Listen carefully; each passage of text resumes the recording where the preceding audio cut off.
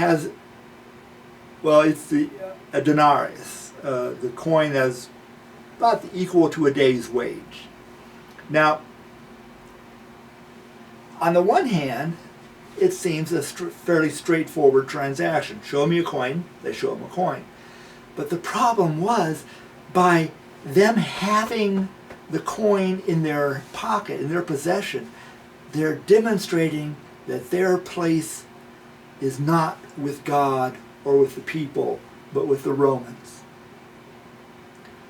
And Jesus doubles down on that and says, whose inscription is this? And of course, the emperor's. Then give to the emperor that which belongs to the emperor, and give to God the things that belong to God. Seems a pretty straightforward transaction. Again, no matter how Jesus' challengers respond, their goose is cooked. I mean, if what belongs to the emperor? Anything the emperor wants to take. I mean, it's saying everything you have can be taken away. The emperor can do that. What belongs to God? Everything. So if everything belongs to God, then what belongs to the emperor? Nothing. Jesus' challengers can't say that. If they say everything belongs to God, then the empire could come after them because they've committed sedition. If they say everything belongs to the emperor, they're confessing that they've abandoned the people. But just when you think they can't go any further, they've been bested 3 times in a row. In come the Sadducees. Now the Sadducees, as you know, these were people who did not believe in the resurrection and life after death.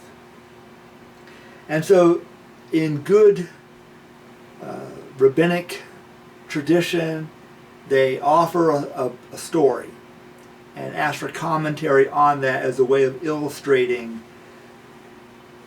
the scriptures.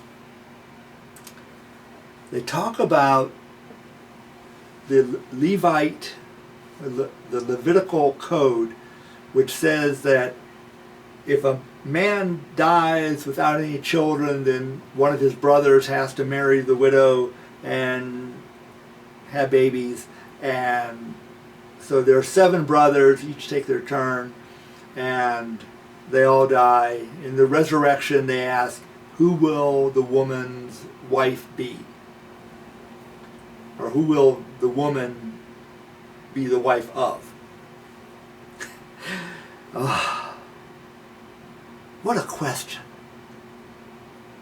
Because the Sadducees didn't care what Jesus said. It is so obvious that this was a moot point for them.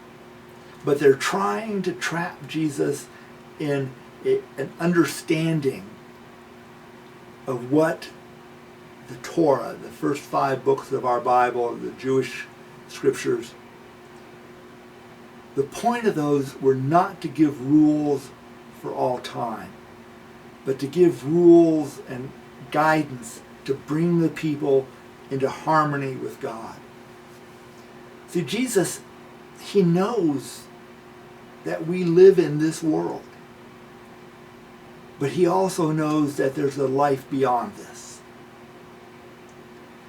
And so, having been bested 4 times now,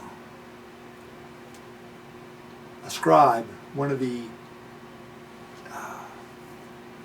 people who knew how to read and write, and they could study. They weren't Pharisees necessarily, but they knew the Torah. So one of them who understood that Jesus had already answered questions very well. He had put down or brushed aside objections from the high priest, from the nobility, from the Pharisees, from the Sadducees. He comes up and says, "Teacher, what is the greatest commandment?"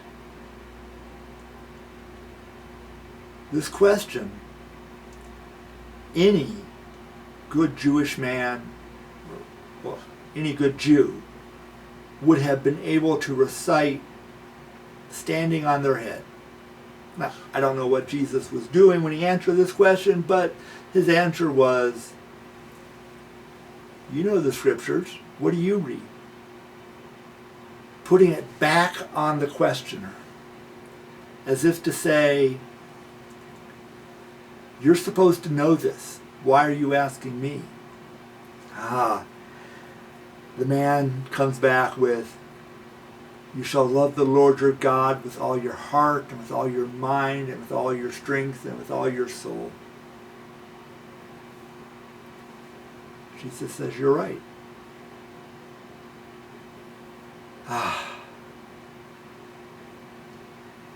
But what if that's too much? The great commandment doesn't stop there. It's followed up with, "You shall love your neighbor as yourself." Jesus has said, "You are not far from the kingdom. You know about it. You know how to talk about it. You know the vocabulary of a kingdom dweller. But you're not in it yet." 5 times the challenge comes. 5 times it's answered.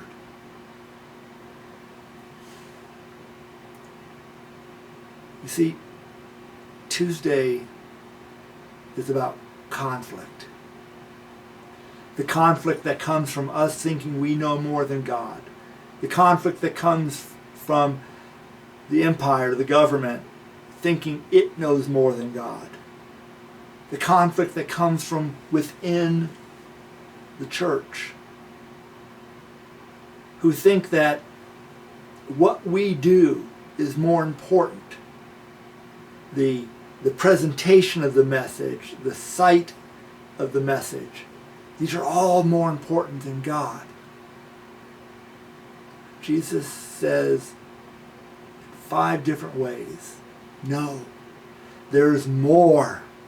There is so much more. And then Mark continues and concludes the rest of his account of Tuesday with Jesus then teaching his disciples and those around him, challenging them, challenging the scribes, telling them what is going to happen because of what they have done, not because of what God has done. God has been present with them, but they've turned their back on God again and again. Well, we could go on and on about the rest of this day. It's hard to imagine what the 12 were thinking as they made their way back to Bethany. They've watched and witnessed and experienced Jesus at his most articulate and most profound. They've encountered the powers that be of their time in the presence of the empire and in the presence of the institution. But Jesus says all of this will pass away. All of this. And what will remain? The faithfulness of God. So in the days and weeks ahead, as we face the challenge of the coronavirus and we face isolation, we face the approach of tax season,